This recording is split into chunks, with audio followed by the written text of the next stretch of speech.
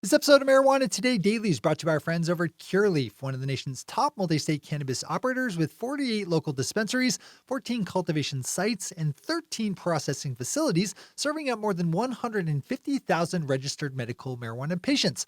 Check them out over at cureleaf.com, spelled Curaleaf. Good morning, Marijuana Nation. It's Friday, September 20th, 2019, and you're tuned in to episode 802 of Marijuana Today Daily. I'm your host, Shay Gunther, and I'll be walking you through today's marijuana news and headlines. As always, we have a full and busy day of cannabis news in our hands, so let's jump right into it. We start today's news off with a headline about the growing pressure being exerted on the U.S. Food and Drug Administration over the regulation of CBD products. This time we have a group of 26 members of the U.S. House sending a letter to the head of the FDA, urging it to quickly release guidelines for how CBD is regulated as a food additive, even if it's only on an interim basis while regulations are worked over and finalized.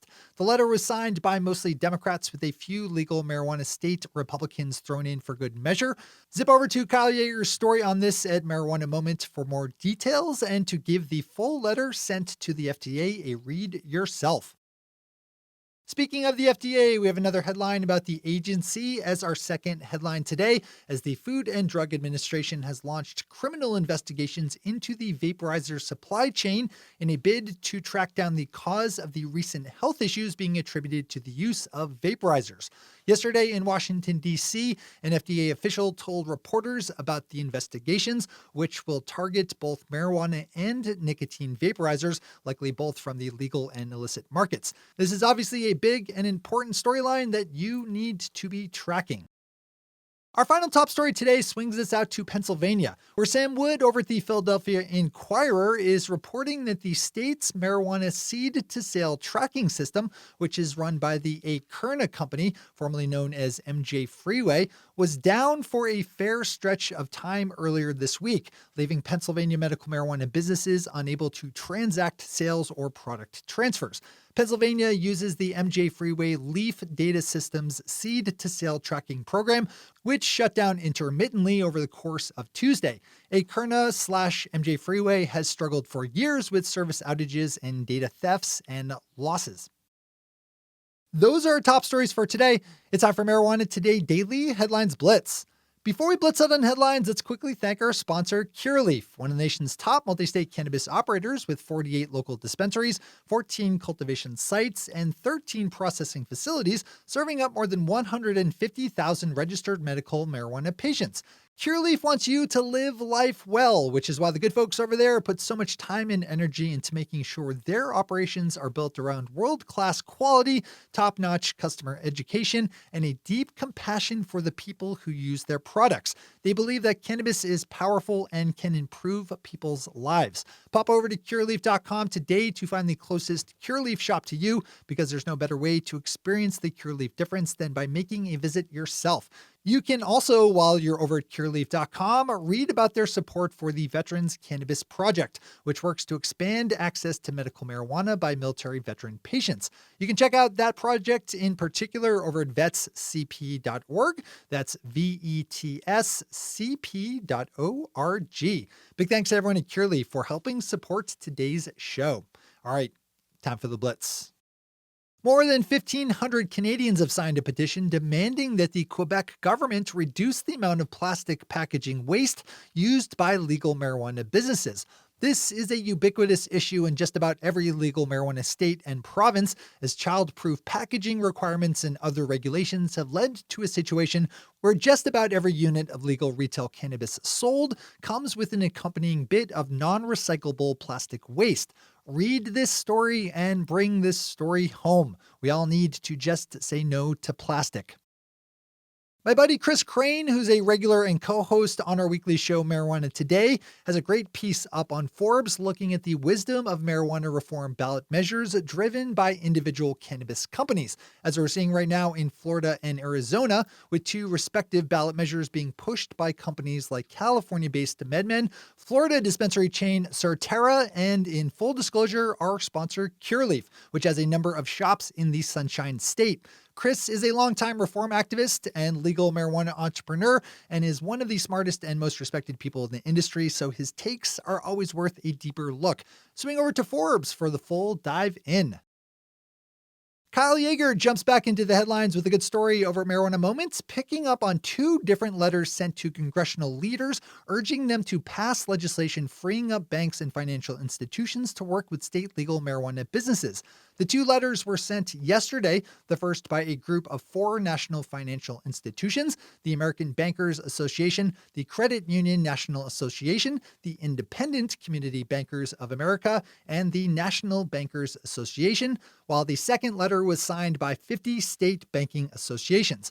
Both letters urged lawmakers to pass the Safe Banking Act, which we've been tracking closely here on the Daily in past weeks.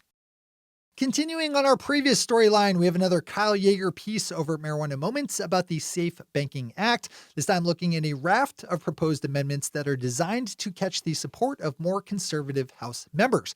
Included in the changes is language protecting gun dealers from being inadvertently regulated, because heaven forbid. This is another one I'd recommend jumping over to if it catches your attention, as there are loads of wonky details to dive into. We have a terrible story of injustice that thankfully has a just ending. Kind of. The Growth Op found a story about one Patricia Spotted Crow, a mother of 6 who was sentenced to 12 years in prison for selling $30 of marijuana back in 2011 in Oklahoma. Let me say that again, and you gotta excuse my language here. 12 fucking years in prison for selling $30 of marijuana.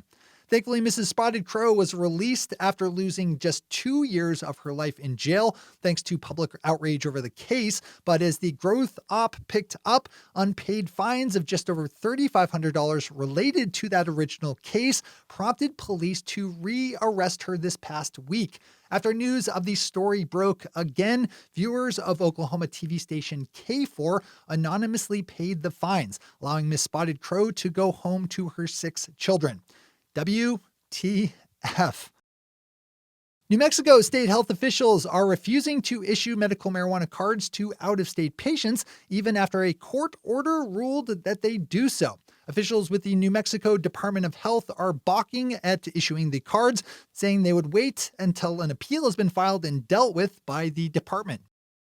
And finally for today, we step outside the world of legal cannabis a bit to look at a new project just announced by Field Trip Ventures, a company focused on legal psychedelics and psychedelic-assisted psychotherapy, to open up the world's first legal R&D and cultivation facility dedicated to psilocybin mushrooms. There are obvious parallels between marijuana reform law and broader drug reform law, and the push to legalize psychedelic mushrooms has been slowly but steadily gaining support and momentum. I should probably disclose that our friends over at KCSA, with whom we produce the Green Rush podcast, do represent Field Trip Ventures. The new facility is being run in partnership with Jamaica's University of the West Indies and is expected to be fully constructed by the end of the year. Those are the headlines and news for the day. I'll be back with you again Monday morning with another information-packed episode of Marijuana Today Daily. But in the meantime, if you have any stories to share or feedback to give, zip us an email to headlines@mjtodaydaily.com. And while you're clicking around the interwebs, swing over to our website at mjtodaydaily.com to find links to all the news we cover. Thanks to our sponsor, Cureleaf, and to all of our awesome Patreon listeners for the support that makes this show possible. To join the illustrious ranks of the Patreon listeners yourself, swing over to our website at mjtodaydaily.com and click on that big blue button at the top of the page that says Become a Patron. I'm your host, Shay Gunther. Thanks for tuning in, starting your day with marijuana today. Today.